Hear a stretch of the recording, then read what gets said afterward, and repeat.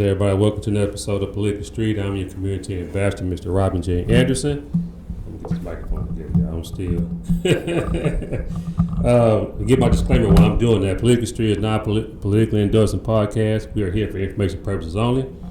On Political Street, we interview business owners, community leaders, and elected officials. So with that being said, it's funny how life happens. Things circle back around with. Now, Mr. Bobby, tell me middle initial again. A. Brown. Bobby A. Brown. So when they say Bobby Brown, I was like, I done made it, y'all. I got Bobby Brown come, man. So Bobby, you're here to talk about a book. But what I do first, I interview. What we do is we get a background, where you're from, what you're doing now, and then how do we segue into what you're doing. I mean, so first off, where'd you grow up? I grew up here in Houston, but I'm gonna take you to a transition of my life real quick. Mm-hmm. You know, I was born in Fifth Ward area, and then I moved to the country, Mm-hmm.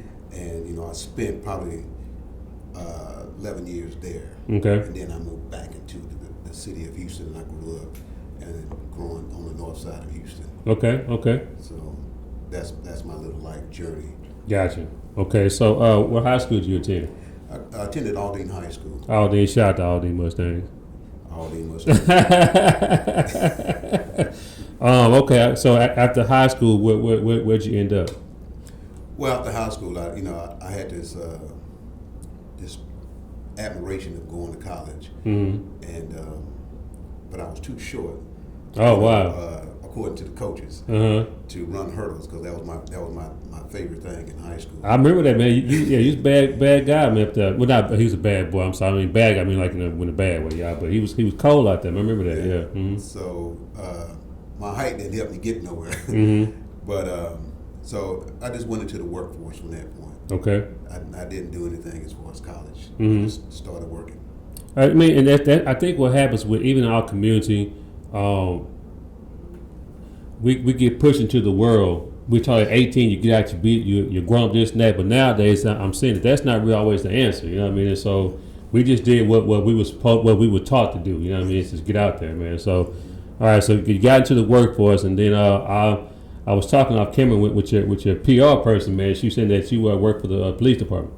Yes. Mm-hmm. Right now, I work for Texas Southern Police Department. And I'm in law enforcement. Man, we was going good, Bobby, till you went to TSU, man. PB, y'all know what it is. Okay, go ahead, I'm gonna cut you off, man. So now we're gonna fight between PB. Yeah. So all right. So but for TSU, got you, man. You know what? I had a guy on here. His name is Anthony Colbert, man. We were talking about how his dad ingrained in him about attending the HBCU or whatnot. Even though you weren't there, as far as education, why you still got a chance to experience it because you're a cop up there, man. So tell me how that experience is at TSU as far as being, seeing the whole culture. The experience was great. Working at a HBCU, you get an opportunity to help our kids. Mm-hmm. You have so many that are there that are pushed to college. Mm-hmm. There's some of them that are just getting away from home so they can go to college. Check. Mm-hmm. And as a police officer, being there, my job is to try to balance the two, to try to help them get through into the next level. Mm-hmm. We get this negative stigma Mm-hmm. that's been out there that police are here to put you in jail, do this here. Right. But in reality, that's not what it is. That's not what it is. Mm-hmm. We have to, and my goal, especially with my guys, is to help these young men and young ladies Mm-hmm. to reach their potential. I think, not to cut you off, I was thinking back, the Black Panthers, the reason how they formed were they were seeing a disservice in the community, how the police were doing things wrong. But I think if the police were actually from the community, what they were patrolling, things would have been a whole lot different. The Black Panthers probably would never had to even be formed or whatnot. So I think that when people like yourself get into this position and they can see, and other young men see that, okay, no, all cops not bad. Man, if he look like me and he know who I am, I think that's where the connect is or whatnot. So that's been a mission of mine. Mm-hmm. I established a mentor program. Okay. Before I came to TSU, and now that I'm at TSU, I'm over the community service. So that's a mission and a goal. That's what's up. Is to try to get these young men to see us Mm-hmm. in the same eyes that they see themselves. Sure. Because I've always said that we are just people who didn't get caught. You know. Y'all catch that later. So, you know, to put on that uniform, there's not a person that can't say that, hey, they didn't make a mistake.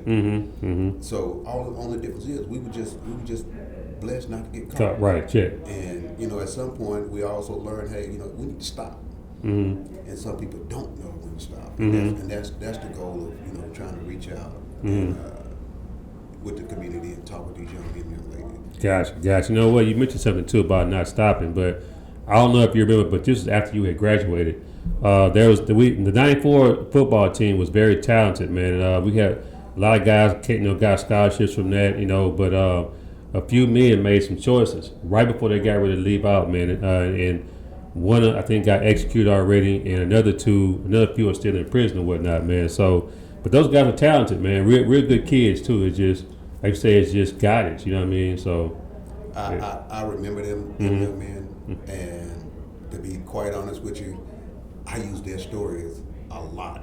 Wow. When I'm talking to kids, I use that story a lot. Matter of fact, I use it on my son more than anything because I make him read it and understand it, because those are my outstanding young men. Yeah, right there. Yeah, they are. Yeah, They just made a bad choice. decision. Yeah. And so, but I think the sky was the limit for those young men. I agree, man. So, bad choices. I want to kind of segue into your book. Not saying writing a book was a bad choice, but tell me, what's the inspiration of you becoming, you know, an entrepreneur and putting your story into a book? Well, I went through a segment in my life where I hit a brick wall, and it was a reality check for me.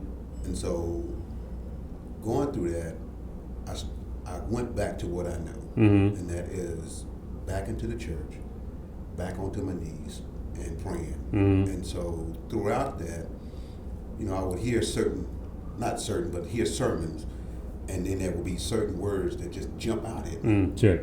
And so I would take that one word and I would go into the Bible, and I'm looking just, you know, verses that resemble that one word, because that one word captivated me and saying, okay, this is some of the things that you dealt with off of one word.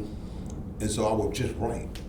And with that writing, I would share with my spiritual mother and other pastors that I knew and other ministers. Can you explain what a spiritual mother is for some folks? Because nowadays church is so. Anyway, can you explain what a spiritual mother is for those out there who don't go to church? She is my mother. In the absence of my mother. Okay. And she is deeply rooted in God. Okay, and gotcha. So when I say deeply rooted, I'm talking about 40 years plus. Oh, wow. And so you're not going to have a conversation with her without having a conversation with God. Gotcha. And so she adopted me as her son, and that's where it's been for at least a good 10 years. Gotcha, man. I apologize. We got Mike Pence fly up in here, man. It's been Nat is messing with everybody up in here. Those listening can't see it, but those watching, you're going to see it later on. We're like, what is it?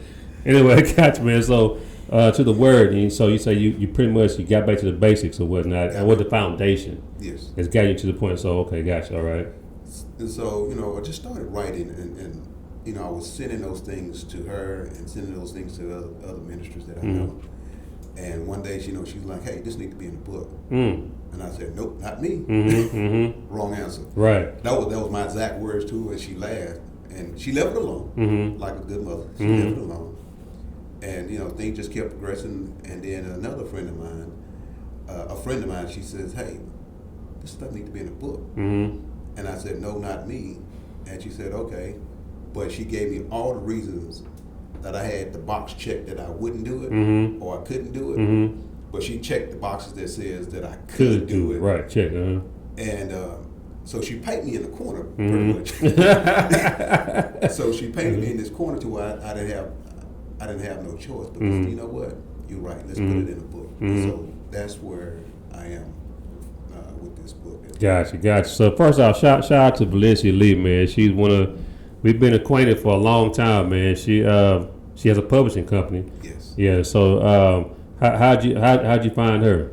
And that was me being painted in the corner, saying, wow. okay, you can do it, because Pastor Miles had all the answers for me. Gotcha. You know, had the answers, had the person, which is Miss Valencia Lee, and so I didn't have a choice but to say, you know what, let's roll with it. Gotcha. Okay. She's been automatic since the day that we talked on the phone, and been a wonderful experience working with her. Gotcha. Because I don't want to go into too many details about the book, but what in it is going to make people say, you know what? I see the picture on the front. You sitting down talking with a young man. Yes. So the book title is called "It's Bigger Than Your Pain." So pain can be a lot. Does it mean pain from we outside, we lifting weights, or when you stump your toe? What kind of pain we talking about, bro? We talking about that inner pain. You know, it's that inner pain that leads to depression, that leads to suicide, that leads to so many different things, because people don't know how to release them. And we hold on to things for so long. You know, I probably would have ran into you back in high school and had a grudge, and don't even know why. Right. 20 years later, and I'm still holding on to that grudge. Right. And so there were some things, you know, throughout my life that I just held on to, and it was causing me more than it was actually advancing me. And so that's deep. I had to figure out a way how to get over it. And again, it took that moment that I was experiencing in my life to realize and say, you know what, it's time to let that pain go. Right. It's time to move forward from it. Gotcha. Okay, I got you. So, man, you said a lot right there, man. It's like I think it's taboo in the black community of having any kind of counseling or counseling is a bad word in our community, y'all. Just to even talk about what you go through, to heal from it. I mean, so this is actually, was it therapeutic for you? It was therapeutic for me, and I'm praying that I don't care if I sell 50 copies and one person gets it. I don't care if I sell 10 and one person gets it. That's all that matters to me at this point. Gotcha.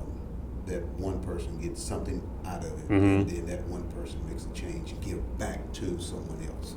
Man, that's powerful, man. And I'm gonna say that because one of my favorite artists is Tupac, and he was doing an interview with I think it was Eric Gordon, and you still see clips of it every now and then. But he said I'm not going to change the world, but I guarantee I'll spark a brain that does. And so I'm saying to say this, that what you just said, kind of all you just need is that one person, you know what I mean, that's going to help, you know. So it's going to be successful just because you're not doing it for the money, you're doing it to help people, you know what I mean. So if anything you want to give, any kind of advice to anybody that's, I guess, struggling with something, what would you tell them? Keep fighting. Don't give up, no matter what it is. Keep fighting. We all go through it. I promise you that there's somebody out there that's going through the same thing that you're going through. All you have to do is just open your mouth and say something, and I promise you there's someone out there that's going through it, and they can actually talk you through it, help you through it, because this is not a battle that you can fight by yourself. Check. And lastly, by all means, give it to God and let it go. Gotcha. Wow, that's powerful, man. Where can they find your book or you or any kind of social media handles? Where can they find you at? I'm on Facebook. Don't ask me my Facebook name, but I'm on Facebook. Bobby Brown. You know, just find me on Facebook for sure. Yeah. This book is set to be released next month. Okay. We had the date of the 5th. But we want to make sure that everything is right in the book. So we're gonna go and do one more look over. Okay. And but it's definitely going to be released in October. Gotcha. October. Do you have any places that you're going to be at to drop it, or are you going to do a book release or anything? We're going to do a book release. We haven't set that up yet. I'm okay. Leave that up to this amazing. The PR people. Yeah. Gotcha. We'll talk. We got space in here, man. So yeah, I think it'd be a good look to have a book release. So we can have coffee and nice music going. You know what I mean? So anyway, we'll talk. If you have me here, trust Yeah. me, I'll be more than happy to be here. Gotcha. Okay. Perfect, man. So when's release date again? Release date? I'm sorry. They say in October 5th, right? October the 5th. Gotcha. Right. So y'all make sure and go follow the brother on Instagram, Facebook at Bobby A Brown.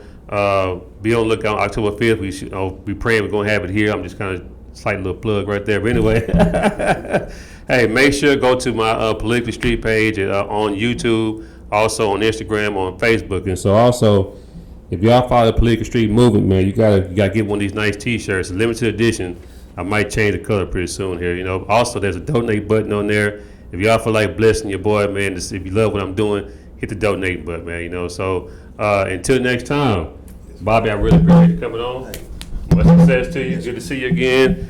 PBU, you know. Hey, I'll see you next time. All right. Peace.